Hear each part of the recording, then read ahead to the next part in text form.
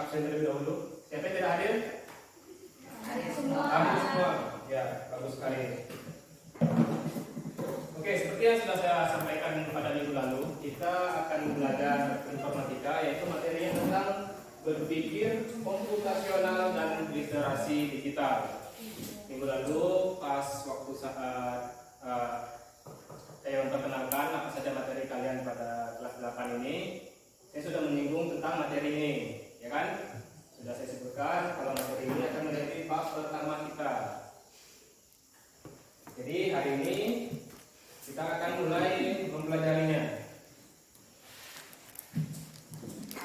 Ada yang bisa menjelaskan apa itu berpikir komputasional? Ada? Coba, bagaimana? Berpikir komputasional, apa itu? Menurut yang kalian pahami saja. Apa? Komputasional. Ada yang jawab? Tidak ada. Berpikir komputasional itu adalah cara berpikir terstruktur. Ya. Terstruktur artinya kalian bukan berpikir secara sekaligus, tapi bertahap. Dari tahap satu ke tahap lainnya. Itu artinya apa namanya? Itu adalah cara berpikir komputasional. Ya. Lalu pada pelajaran informatika ini adalah berkaitan tentang teknologi. Tentu kalian sudah mengerti dan kalian sudah menerapkan dalam kehidupan sehari-hari kalian penggunaan teknologi. Berikan saya satu contohnya. Apa? Penggunaan apa? Ayo, penggunaan teknologi. Apa saja? Menggunakan apa? Contohnya menggunakan apa? Yang kalian punya itu apa biasanya? Menggunakan apa? Bukan. Teknologi yang kalian bisa gunakan sehari-hari itu apa? HP. Apa lagi?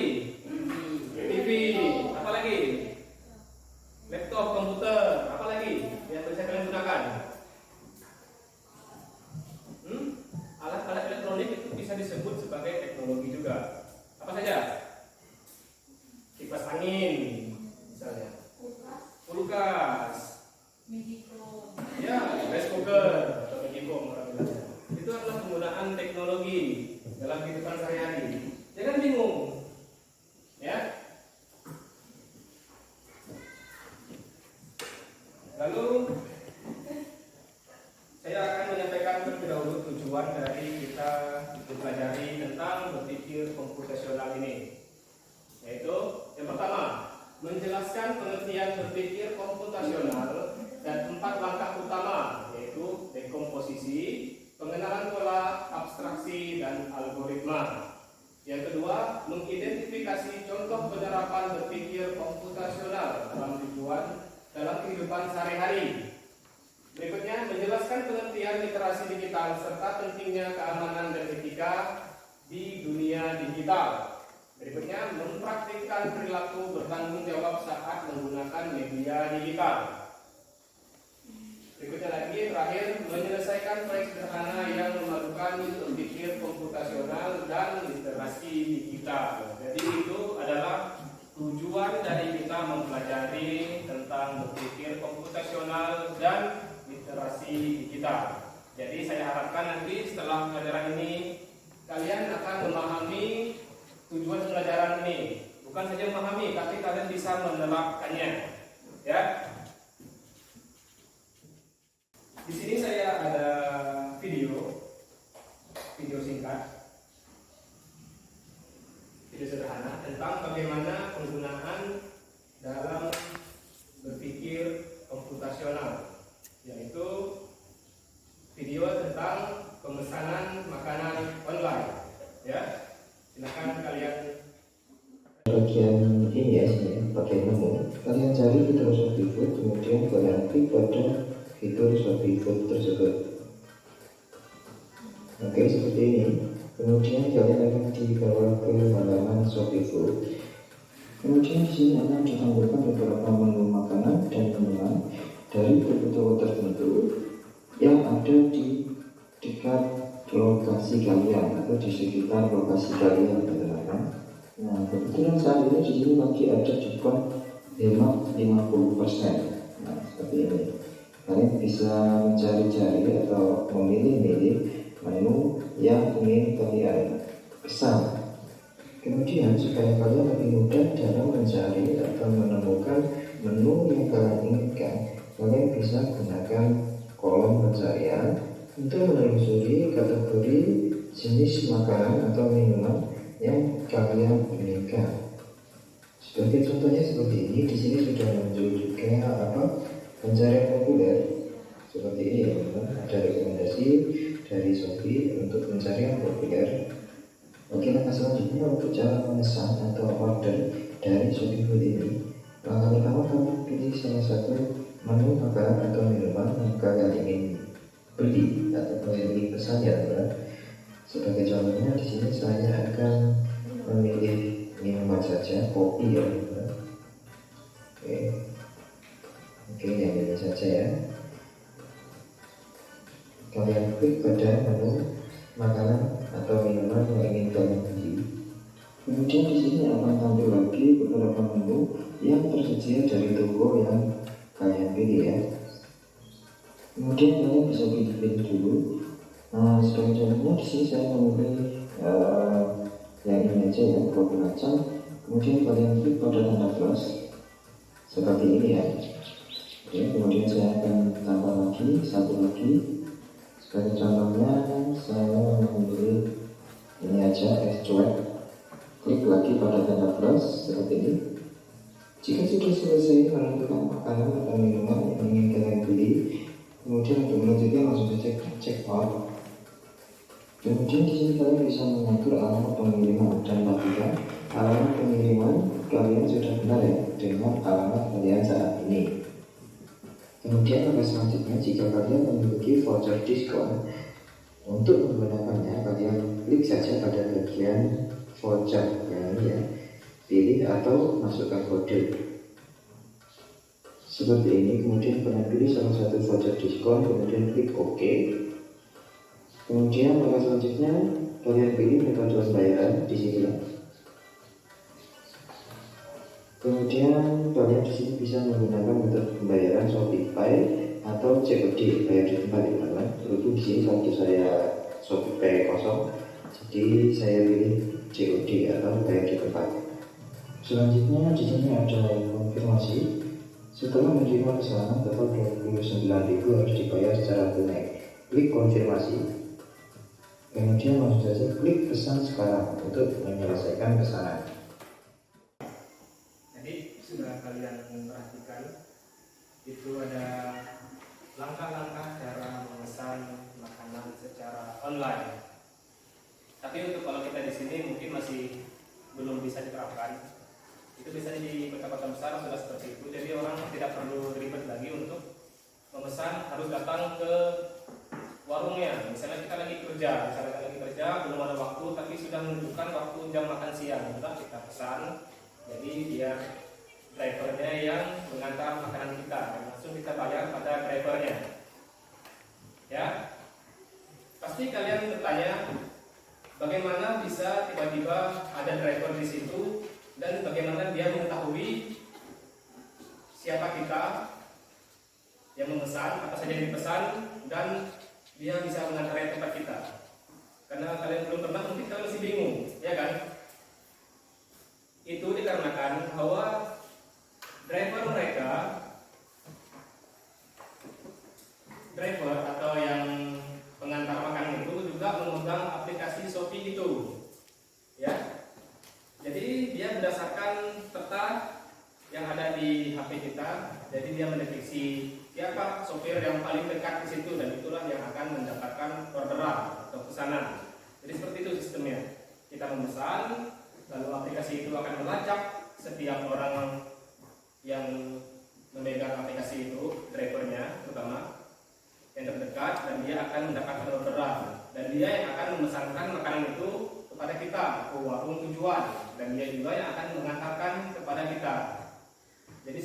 sistemnya kalau untuk pemesanan makanan online. Jadi biasanya kalau kita bingung kok bisa tiba-tiba orang ini yang ngantar, kok dia tahu-tahu aja kita pesan ini gitu, kita nggak ada bilang dia. Jadi sistemnya begitu, sistemnya itu akan melacak driver terdekat yang ada di lokasi di sekitar kita, ya.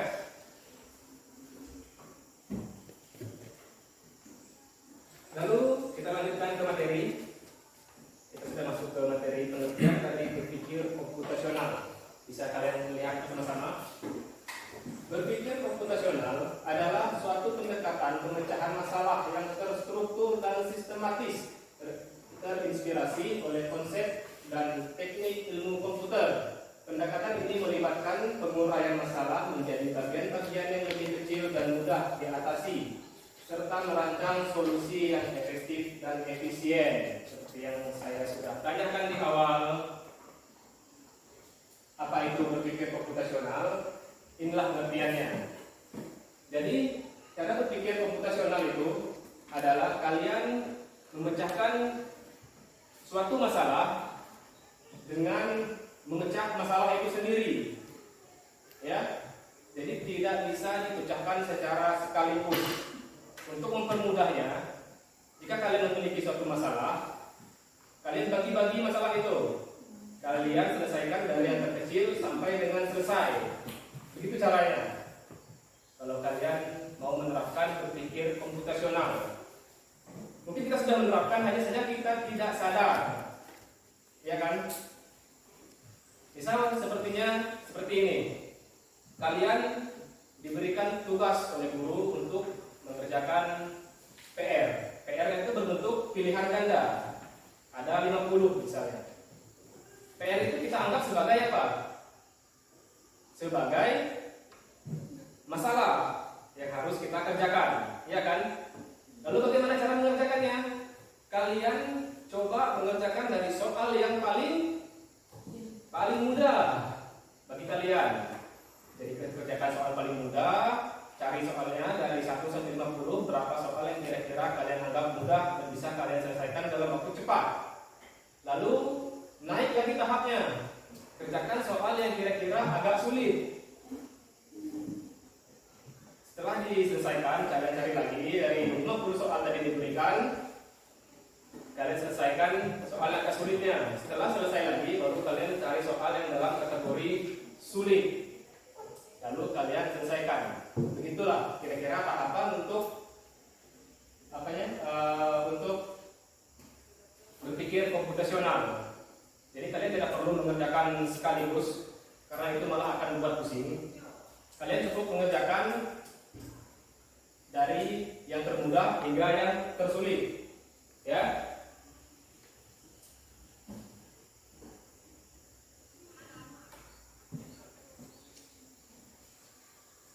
Lalu ini manfaatnya.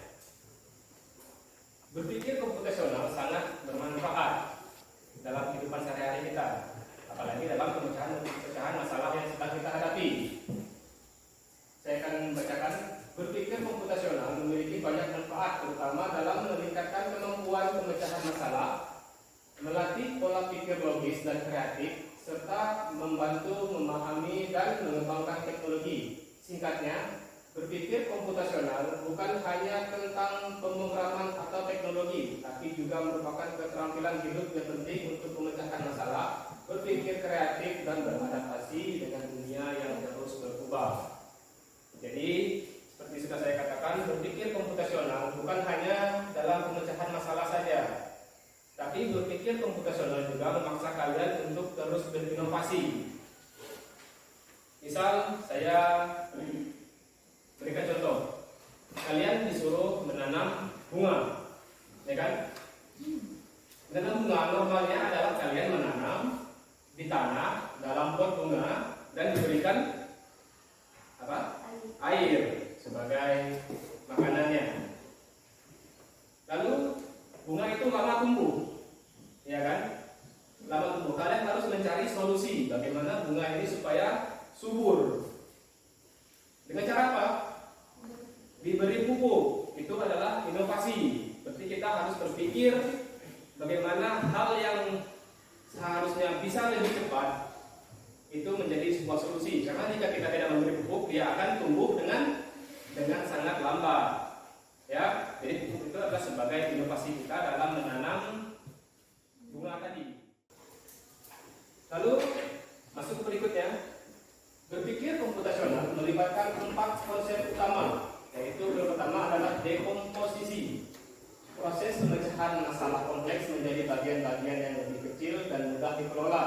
Dengan membagi masalah, kita dapat fokus pada setiap bagian secara terpisah dan lebih mudah menemukan solusi.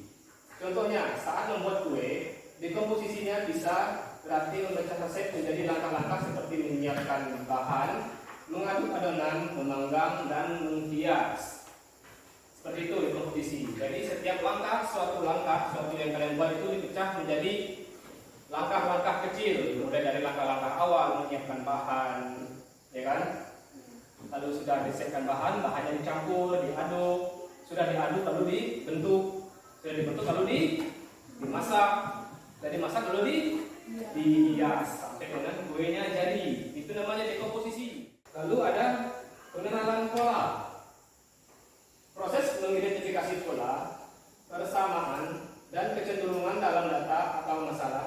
Dengan mengenali pola, kita dapat memanfaatkan solusi yang sudah ada untuk masalah serupa atau menemukan solusi yang lebih efisien. Contohnya dalam penjualan. Pengenalan pola bisa membantu memprediksi penjualan di masa depan berdasarkan data historis. Lalu berikutnya ada abstraksi. Proses menyederhanakan masalah dengan memfokuskan pada informasi penting dan mengabaikan detail yang tidak relevan. Abstraksi memungkinkan kita untuk melihat masalah secara umum dan mengembangkan solusi yang lebih efektif. Contohnya saat menggunakan aplikasi peta, kita tidak perlu mengetahui setiap detail jalan, melainkan hanya perlu melihat rute yang ditunjukkan. Jadi dalam abstraksi ini, ketika kita memecahkan satu masalah, detail-detail yang tidak perlu itu tidak usah kita lihat. Jika merujuk pada contoh ini, yang menggunakan peta. Jadi kalau kita menggunakan peta, situ sudah ada rutenya. Rutenya biasanya ditandai dengan garis yang lebih tebal, itu adalah rute kita. Jadi kalau kita melihat peta, tidak perlu melihat rute lain. Misalnya ada gang-gang kecil di sekitar yang tidak ditandai, jangan dilihat. Kalau kalian lihat, kalian bersih malah kalian nyasar nantinya.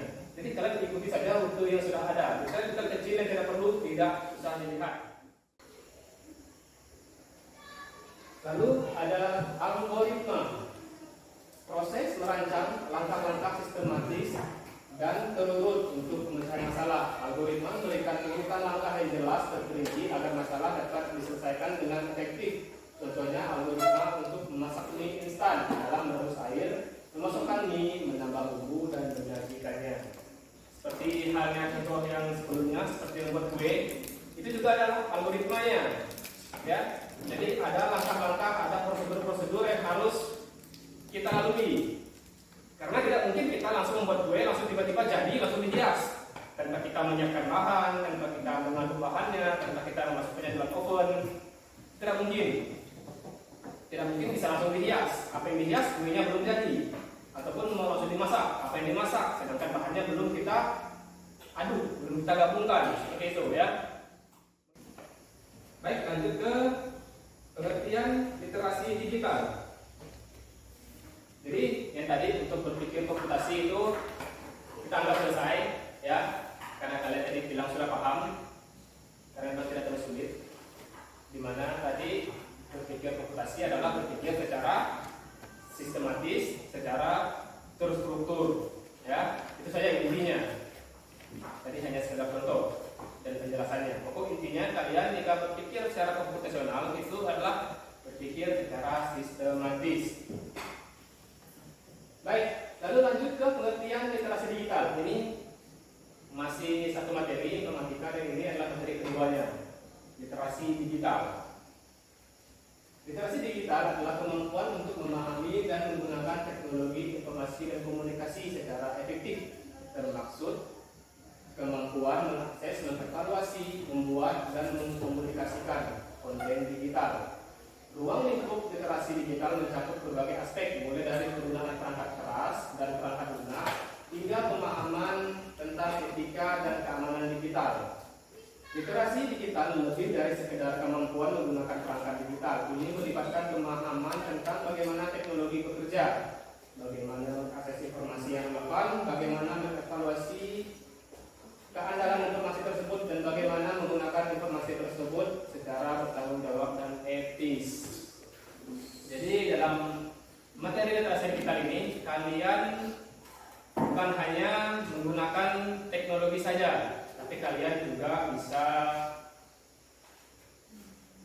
bertanggung jawab dalam menggunakannya, dalam menggunakan media sosial, dalam menggunakan handphone. Itu ada etika-etikanya, tidak bisa sembarangan asal pakai. Kalian juga harus paham-paham prinsip dalam bermedia sosial, karena di sana ada keamanan kita, ada privasi kita yang harus tetap kita jaga, dan ada informasi-informasi yang biasanya tidak benar yang bisa mengganggu kita, atau biasanya disebut dengan informasi hoax, informasi palsu.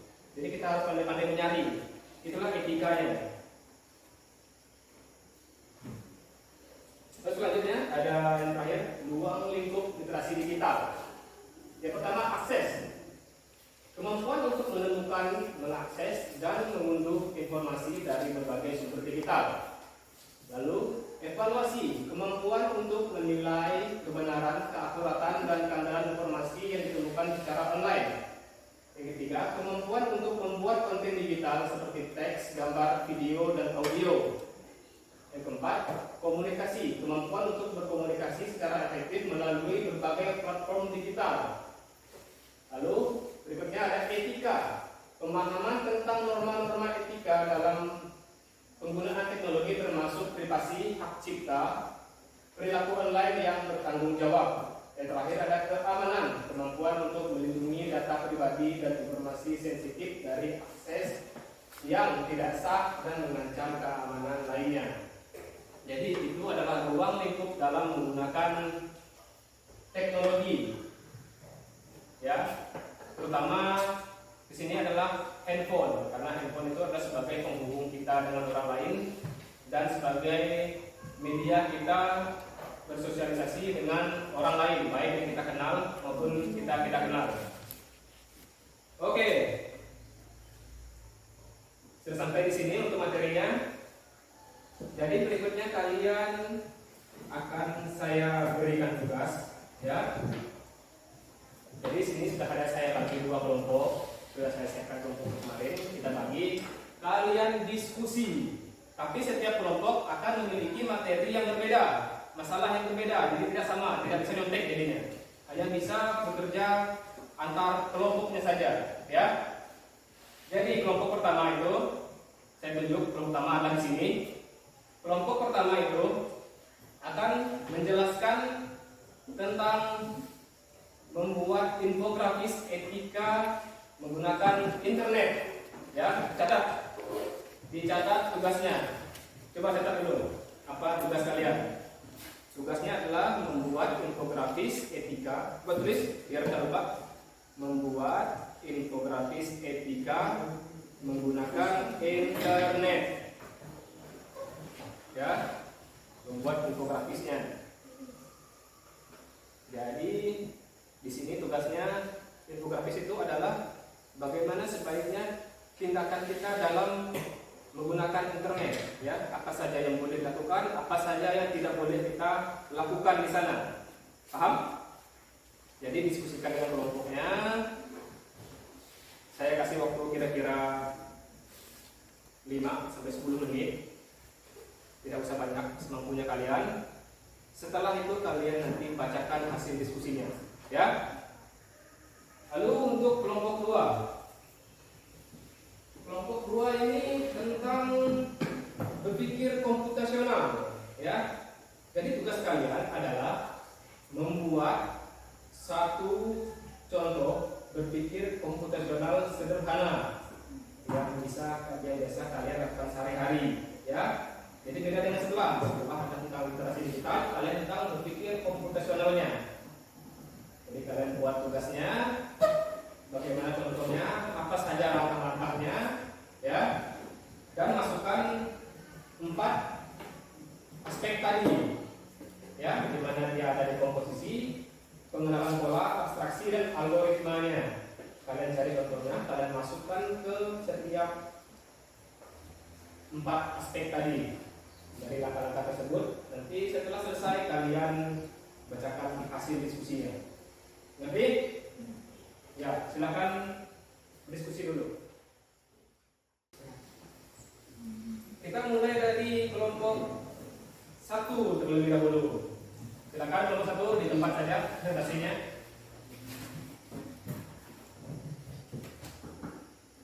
Silakan sebutkan nama kelompoknya dan anggota-anggotanya.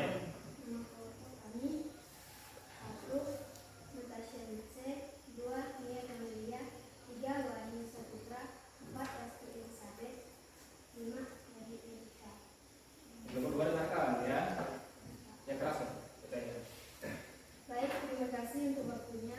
Kami dari kelompok 1 akan menjelaskan persentase kelompok kami berdasarkan hasil diskusi kelompok kami, di mana kami mendapat tugas membuat infografis ketika menggunakan internet. Ada beberapa hal yang telah kami sebutkan.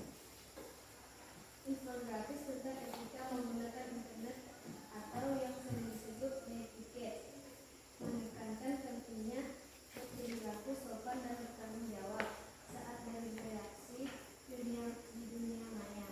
Poin-poin utamanya mencakup penggunaan bahasa yang baik, menghindari penyebaran konten negatif seperti sara dan pornografi, serta menghargai hak cipta dan privasi orang lain. Selain itu, penting untuk memverifikasi kebenaran informasi sebelum menyebarkannya dan tidak terlalu menyebar informasi pribadi. Berikut adalah beberapa poin-poin penting yang sering diangkat dalam infografis tentang etika menggunakan internet.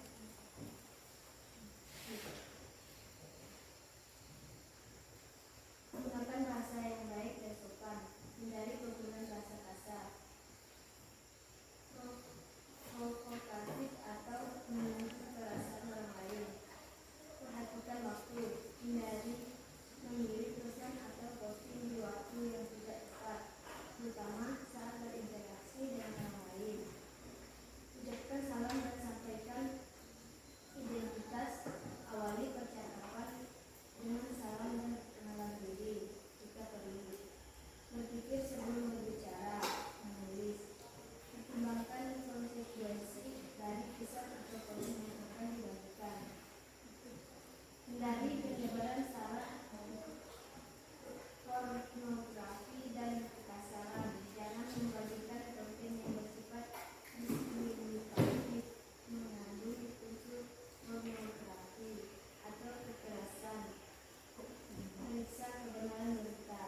Periksa fakta sebelum menyebarkan informasi untuk mencegah penyebaran hoax. Hargai cipta. Jangan menyalin atau menggunakan karya orang lain tertentu. Jaga privasi. Hindari membagikan informasi pribadi yang sensitif, baik milik sendiri maupun orang lain. Bertanggung jawab atas tindak pelanggaran. Pahami bahwa setiap tindakan di internet memiliki konsekuensi. Hormat privasi orang lain. Jangan mengganggu atau merusak informasi orang lain. Gunakan teknologi dengan bijak. Hindari penggunaan teknologi untuk melakukan hal-hal yang melanggar hukum atau norma sosial. Dengan memahami dan menerapkan etika ini, kita dapat menciptakan lingkungan internet yang lebih bersih, aman dan bermanfaat bagi semua orang. Terima kasih untuk waktunya. Baik, itu adalah penjelasan tentang literasi digital atau etika menggunakan internet dari kelompok 1. Berikan tepuk tangan untuk kelompok 1. Lanjut ke kelompok kedua. Tadi masalah tentang berpikir komputasional, ya. Silakan baca dengan keras hasil diskusinya.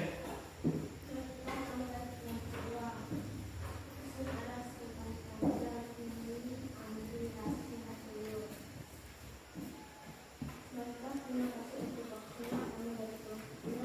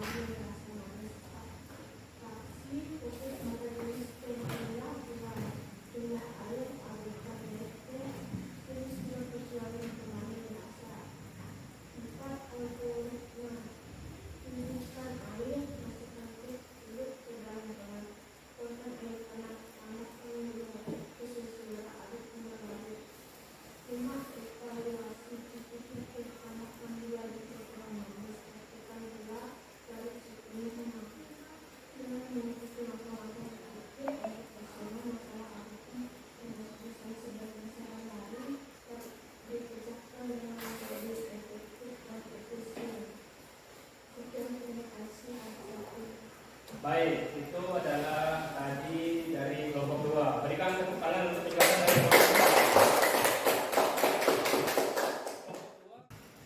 2. Oke, jadi kalian sudah benar-benar memahami tentang materi kita kali ini, yaitu berpikir komputasional dan literasi digitalnya, ya. Itu sangat bagus sekali. Kalian sudah betul-betul memahami bagaimana kalian berpikir secara komputasi, bahkan dalam hal yang sangat sederhana.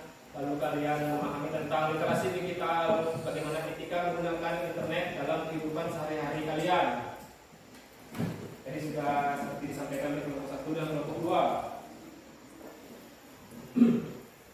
Oke, lalu mari kita simpulkan untuk pembelajaran hari ini, ya. Hari ini pada bab pertama ini untuk pembelajaran kelas 8 informatika, yaitu tentang berpikir komputasional dan literasi digital. Tadi sudah kita sampaikan bahwa berpikir komputasional itu adalah cara berpikir kalian secara sistematis. Tadi sudah dijelaskan oleh saya berikan presentasi juga, saya berikan contoh juga sekalian yang ada video pemesanan makanan lain tadi, sampai dengan kalian melakukan diskusi. Seperti itu sudah sangat memahami bagaimana cara berpikir komputasionalnya, ya. Itu sudah sangat bagus. Contoh sederhana, sangat mudah dipahami dan bisa kita lakukan sehari-hari. Jadi kalian memahami betul. Lalu literasi digital.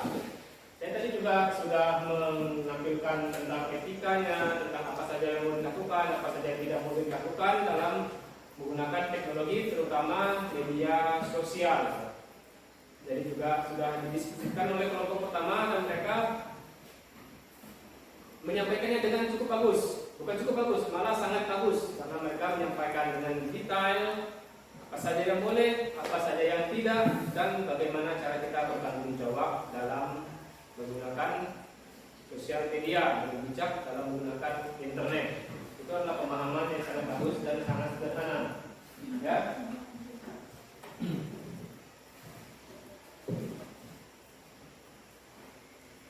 Lalu sini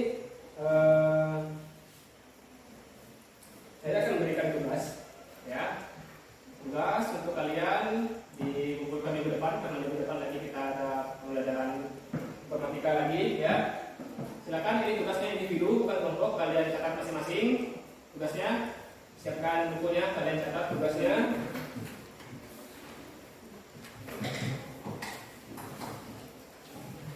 Sudah? Dengarkan baik-baik. Tugasnya kalian mencari contoh. Tulis tugasnya mencari contoh literasi digital. Mencari contoh literasi digital. Ya, tulis mencari contoh literasi digital dan literasi digital yang salah. Nah, itu tekankan baik. Contoh literasi digital yang salah. Ya, dan memberikan solusi. Dan memberikan solusi.